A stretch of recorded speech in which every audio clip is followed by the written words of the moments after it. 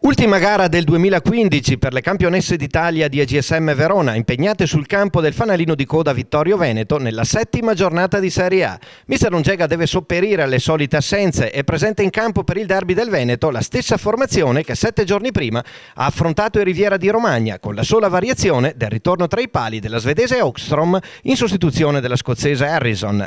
Contro un Vittorio Veneto molto attento, il Verona cerca lo spiraglio giusto per sbloccare il match. Ci prova di testa Fuselli, ma il pallone termina di un nulla a lato, mentre Bonetti tenta la rovesciata acrobatica con sfera abbondantemente fuori. AGSM Verona vuole stringere i tempi, ma per 2 volte l'azione delle gialloblu viene fermata per fuorigioco davanti alla porta della giovane Canzian. Tatiana Bonetti conclude da centro area, ma le trevigiane in qualche maniera riescono a respingere. Le scaligere ci provano in tutte le maniere, ma incredibilmente è il Vittorio Veneto a passare in vantaggio con una ripartenza finalizzata da Cisotto che fa esplodere lo stadio Barison. Le veronesi si gettano in avanti a testa bassa, ma il muro del Vittorio Veneto regge fino al recupero della prima frazione, quando il direttore di gara manda le squadre negli spogliatoi, mentre le gialloblu in area tentavano la conclusione a rete. Nell'intervallo Longega ridisegna la squadra inserendo Mendli in sostituzione di Belfanti per un Verona ancora più offensivo. Bonetti tenta subito la conclusione in rovesciata con pallone che sfiora l'incrocio. Il pareggio arriva finalmente su calcio piazzato dai 25 metri, calciato direttamente all'incrocio dei pali da Tatiana Bonetti.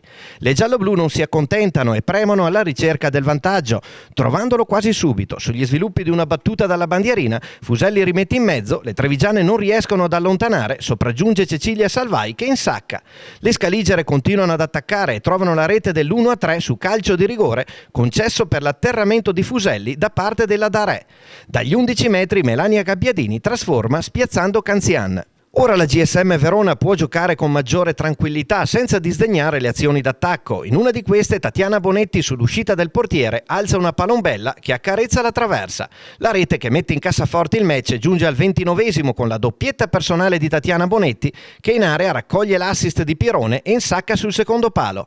Poco dopo arriva la cinquina veronese con la neoentrata Ramera che raccoglie il lancio di Mendli e di testa indirizza la sfera dove Canzian non può arrivare. Trascorrono solamente 5 minuti e le scaligere siglano in fotocopia anche la sesta rete con l'inzuccata di Silvia Fuselli. AGSM Verona si impone sul campo del Vittorio Veneto per 6-1 e chiude un magnifico 2015 con la 7ª vittoria consecutiva di campionato, mantenendo la vetta della classifica. Con il nuovo anno arriverà il difficile con tutti gli scontri diretti, a partire dal big match con il Brescia in programma sabato 9 gennaio.